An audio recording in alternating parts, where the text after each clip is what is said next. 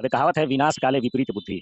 Bharatiya Janata party को झटके पे झटका लग रहा था, उनके कार्यकर्ता पटाखे पे पटाखा छोड़ रहे थे। अब देखिए, किन कारणों से उन्होंने यहाँ से सीट बदला और सपा में गए। ये तो मौर्य जी भली-भांति जानते होंगे, जैसा कि उनके स्टेटमेंट से भी आ रहा है कि दलितों को और पिछड़ों के बारे में एक तानाशाही रवैया अपनाया अपनाया जा रहा था भारतीय जनता पार्टी के कारण। और 5 साल जब करीब आया, साढ़े 4 साल बाद वो छोड़कर आज सपा में पहुंचे हैं।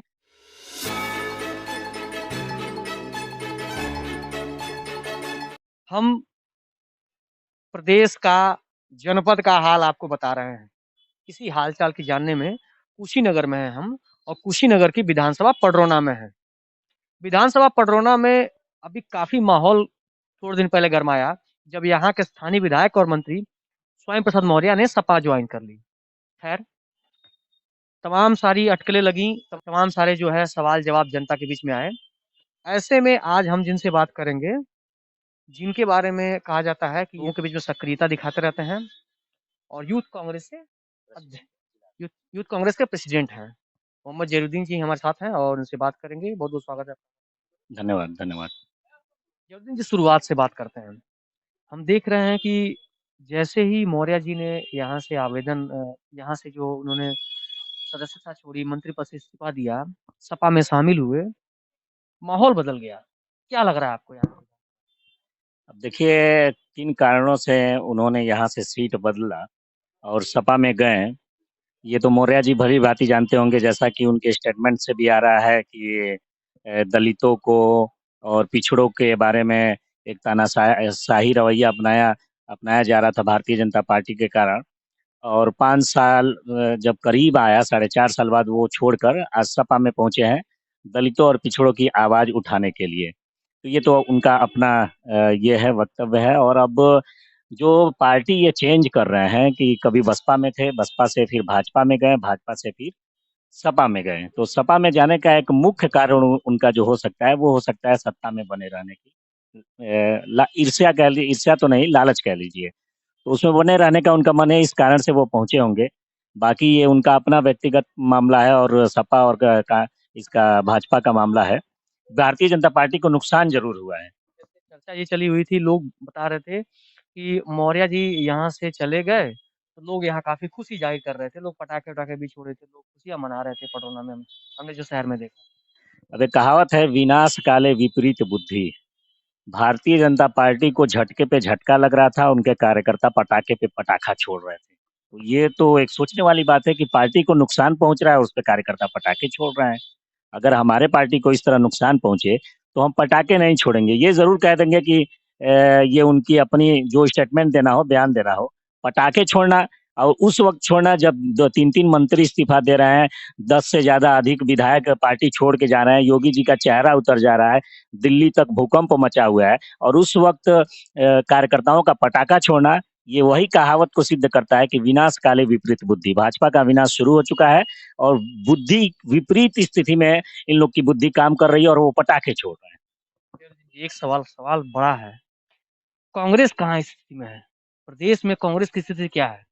देखिए, तमाम बड़े मुद्दों को आप देख लीजिए, जैसे पिछले 5 वर्षों में तमाम बड़े मुद्दों को देखिए। हर मुद्दे पर अगर विपक्ष की भूमिका किसी ने निभाई है, तो आदरणीय प्रियंका गांधी जी और आदरणीय अजय कुमार लल्लू जी के नेतृत्व में कांग्रेस पार्टी ने निभाई है।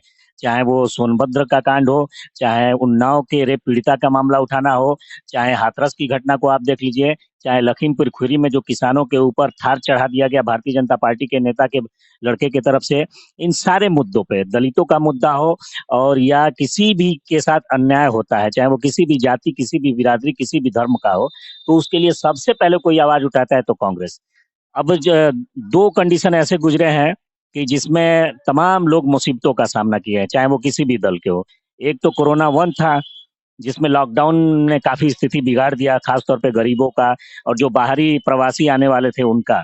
उस वक्त भी आदरणीय अजय कुमार लल्लू जी, श्रीनिवासन जी और मैं स्वयं अपने टीम के साथ तमाम जगहों पर लोगों की मदद किया गया, मजदूरों को पहुंचाने के लिए कांग्रेस पार्टी की तरफ से व्यवस्था भी की गई। उस समय ना अखिलेश जी दिख रहे थे और न ही बहन जी तो निकली ही नहीं है, अपने पार्टी की रैली करने के लिए भी वो अपने हवेली में से नहीं निकली है और उसी में फंसी हुई है। तो उस मुद्दे पे भी आदरणीय अजय कुमार लल्लू जी लगातार बसों में खाना पहुंचाना, मजदूरों के लिए बस की व्यवस्था करना, जिसके लिए उन्हें उत्तर प्रदेश की सरकार ने जेल में भी भेजा और 1 महीने तक वो जेल में अनवरत बंद रहे। वो किसके लिए बंद थे? वैसे ही उत्तर प्रदेश की आम जनता और आम लोगों के लिए बंद थे, वहां कांग्रेस मौजूद थी। और तमाम जगहों पे कांग्रेस ही लड़ रही है, तो विपक्ष में कांग्रेस है। दूरों के लिए बस की व्यवस्था करना, जिसके लिए उन्हें उत्तर प्रदेश की सरकार ने जेल में भी भेजा, और 1 महीने तक वो जेल में अनवरत बंद रहे। वो किसके लिए बंद थे? वैसे ही उत्तर प्रदेश की आम जनता और आम लोगों के लिए बंद थे, वहां कांग्रेस मौजूद थी। और तमाम जगहों पे कांग्रेस ही लड़ रही है, तो विपक्ष में कांग्रेस है।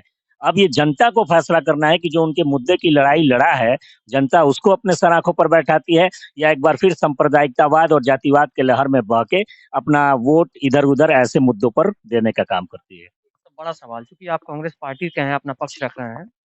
महत्वपूर्ण बात ये है कि अटकलें लगाई जा रही थी, तमाम सारे लोगों द्वारा ऐसे कहा जा रहा था, सोशल मीडिया पे ये सवाल उठ रहे थे। लोग कह रहे थे कि आपके कांग्रेस नेता पूर्व कैबिनेट मंत्री और यहाँ के सांसद और पूर्व विधायक रहे आरपीएन सिंह जी भाजपा में जाने वाले हैं। खैर सुनिएगा पहले, ये जाने वाले हैं जब लगातार ये सवाल पूछा गया, कहा गया, फिर भी उनकी तरफ से कोई आधिकारिक बयान नहीं आया कि मैं ऐसा नहीं करने वाला हूँ, या कोई ऐसी टिप्पणी उनकी तरफ से नहीं की गई। देखिए, जहाँ तक मेरी जानकारी है कि जब इस तरह के अफवाह मीडिया के द्वारा चलाई जग गई, तो बात हुआ था, तो आदरणीय आरपीएन सिंह जी ने कहा ही था कि मैं तो बीजेपी में नहीं जा रहा हूँ, मेरा भूत हो सकता है कि बीजेपी में जा रहा हो। और दूसरी चीज ये है कि इन सब बातों में उतनी ही सच्चाई है, जितना मोदी जी के उस वादे में सच्चाई था जो उन्होंने 15 लाख देने की बात कही थी।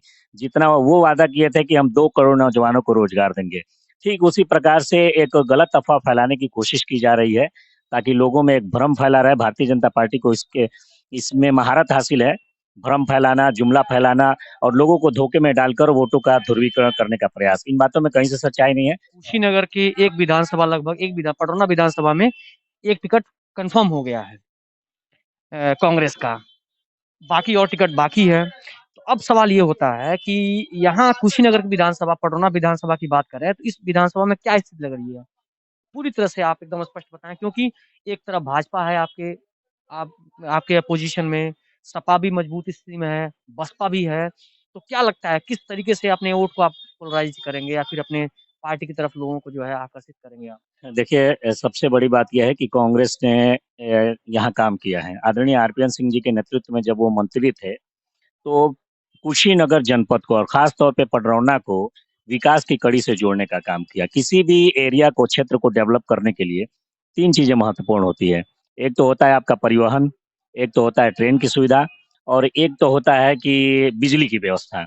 ये परिवहन में सारी चीजें आ जाती हैं, परिवहन में ट्रेन, बस सब आ जाती हाँ, तो जैसे हाईवे के माध्यम से और रेल के माध्यम से और बिजली की व्यवस्था, वो चीजें वहां विकसित कर लेती हैं। आदरणीय आरपीएन सिंह जी ने पडरौना को बड़ी लाइन से जोड़ दिया। पडरौना को तमाम सड़कों का जाल बिछाकर, हाईवे बिछाकर, बड़े NH 28 से भी पडरौना को जोड़ने का काम आरपीएन सिंह जी ने किया। उसके साथ ही 232 करोड़ रुपया राजीव गांधी विद्युत परियोजना में लाकर ये तमाम ऐसे बड़े मुद्दे हैं कि जिस पे आरपीएन सिंह ने काम किया, और पडरौना विकसित हुआ है उनके कार्यकाल में। तो कांग्रेस को मौका मिला तो कांग्रेस ने काम किया। अगर पडरौना विधानसभा में जिस तरीके से सड़कों की हाल बदहाली है, जिस तरह बिजली की व्यवस्था, जब गर्मी आता है तो लोग परेशान हो जाते हैं, चाहे सामुदायिक स्वास्थ्य केंद्रों का मामला आप देख लीजिए, तो उस वक्त आरपीएन सिंह के कार्यों को देखकर जब हम जनता के बीच में पहुंचेंगे, और भाजपा को उन्होंने देख ही लिया, और जब वो बसपा में थे आदरणीय मौर्य जी, तब भी उन लोगों ने देख ही लिया है। आज हो सकता हो कि सपा से आ जाए पडरौना में, तो आते हैं तो स्थिति तो वही बनी रही।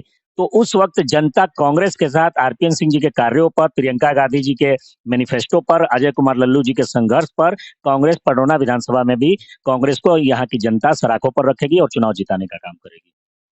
है। जयवर्धन की क्या भूमिका रहेगी इस बार?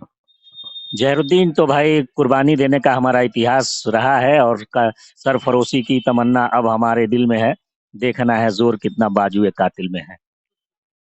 युवाओं की ये सोच है, युवा है, जज्बात है, जोश है। कहा भी गया है जिस ओर जवानी चलती है उस ओर जमाना चलता है। सही बात भी है, युवाओं की अपनी सोच होती है। रोजगार के मुद्दे, महंगाई के मुद्दे, ये तमाम बड़े मुद्दे, क्या इस बार चुनाव में वो मुद्दे बनेंगे, या और मुद्दों पे जनता अपना वोट तय करेंगे? खैर ये जनता को तय करना है। 10 मार्च को जब चुनाव का परिणाम आएगा तो ये जनता खुद तय करेगी कि किसको सर पे ताज पहनाना है। हमारे साथ विशेष कवरेज में हमारे साथ बने हुए थे मोहम्मद जैनुद्दीन जी, बहुत बहुत धन्यवाद। मेरा नाम है अनुराग।